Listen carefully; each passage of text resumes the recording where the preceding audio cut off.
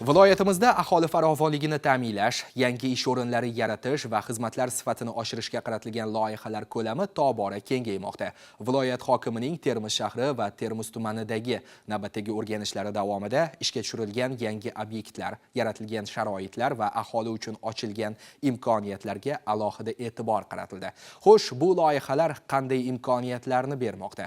Ularning hudud iqtisodiyoti va aholi hayotidagi ahamiyati nimada? Dastlabki lavhamizda shu haqda so'z boradi.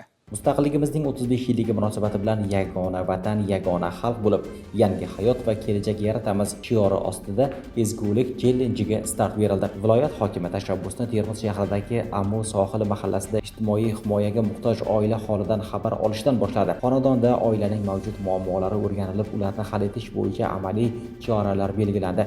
Jumladan, oila bekasining murakkab jarrohlik amaliyoti bilan bog'liq xarajatlarni qoplash uchun vaucher topshirildi. Ezgulik chellenji doirasida 150 nafar vahodoshimizga buyrak va jigar transplantatsiyasi bilan bog'liq xarajatlarni qoplash uchun vaucherlar, 600 nafar bemorga imtiyozli davolanish uchun yo'llanmalar beriladi. Keyingi manzil Termiz shahrining Manguzar mahallasida tashkil etilgan kunduzgi qarab turish xizmati bo'ldi. Bu yerda farzandlar yoki parvarishga muhtoj yaqinlarni ishonchli va qulay sharoitda qoldirish imkoniyati yaratilgan. Bu esa oila a'zolarining mehnat faoliyati bilan shug'ullanishi uchun qo'shimcha imkoniyat yaratadi.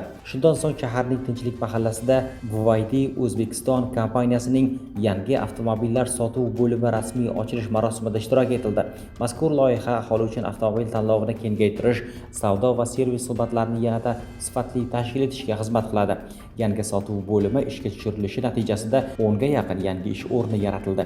O'rganishlar Termiz tumanida davom ettirilib, At-Termiziy mahallasida avtomobil savdosi, texnik xizmat ko'rsatish, ehtiyot qismlari va boshqa savdo xizmatlarini birlashtirgan yangi majmua faoliyati yo'lga qo'yildi.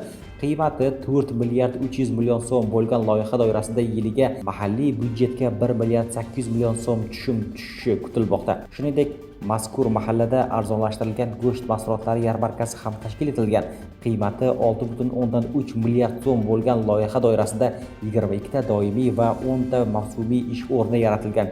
Bu yerda go'sht mahsulotlari savdosi bilan bir qatorda avtomobillarga yoqilg'i quyish va boshqa savdo xizmatlari ham ko'rsatiladi. Mas'ullarga tadbirkorlar bilan hamkorlikda aholi uchun parhezbop va sifatli go'sht mahsulotlari savdosini kengaytirish, bunday savdo nuqtalarini aholiga qulay joylarda tashkil etish bo'yicha vazifalar topshirildi. Viloyat hokimi tashrifi davomida Termiz tumanining Uchquzil mahallasida 2,7 milliard so'mlik loyiha asosida barpo etilgan zamonaviy Termiz javohiri dam olish maskanining ishga tushirilishi tadbirida ham ishtirok etdi.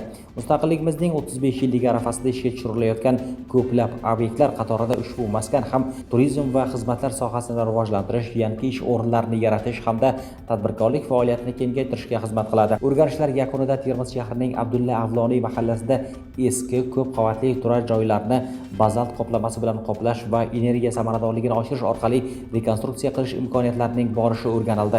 Mas'ullarga ishlarni bosqichma-bosqich va tizimli tashkil etish, sifat hamda belgilangan muddatlarga qat'iy rioya qilish bo'yicha topshiriqlar berildi.